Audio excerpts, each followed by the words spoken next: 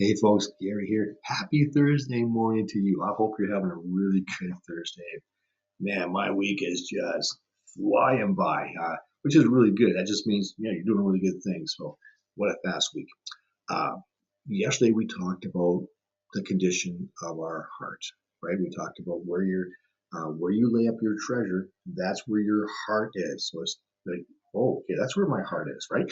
Because sometimes we don't really know, but if you look at what you spend your disposable income on, if you look at what you spend your disposable time on, that's where your heart is. That's what you desire. So it's a good check on us to say, am I desiring good things? Well, Jesus continues on with that theme about our heart, which can get a little confusing because he starts talking about our eyes when he says this. And here's the thing about our eyes. Uh, when you talk to someone, when you meet someone, you say, "Hey, how you doing today?" Really good, right? And you look them in the face and you see their eyes. The eyes can tell you a lot about a person, right? Do their eyes dance? Is there joy in their eyes? Is there excitement in their eyes? Is there love in their eyes? Is there caring for other people in their eyes? You can really see that.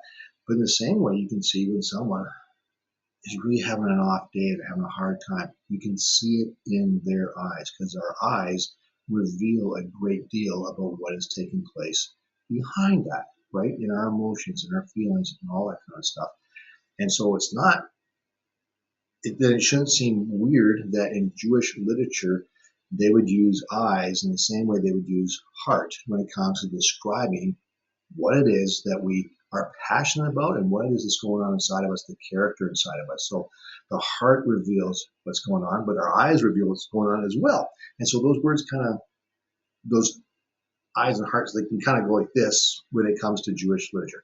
So with that in mind, let's read Luke chapter 6, verse 22 and 23. Here's what it says.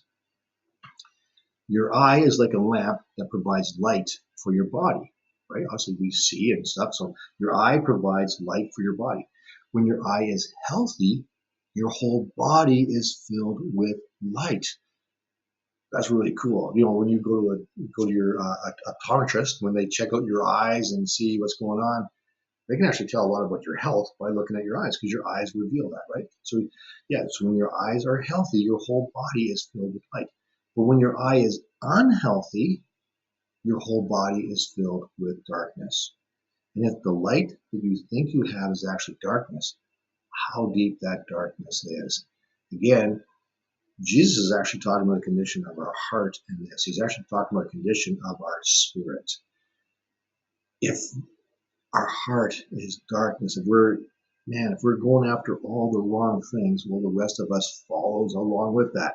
But if we're after the great things of God, the rest of us follows that. And so we're full of light, which is awesome. So we check ourselves and man, what do I think about all the time?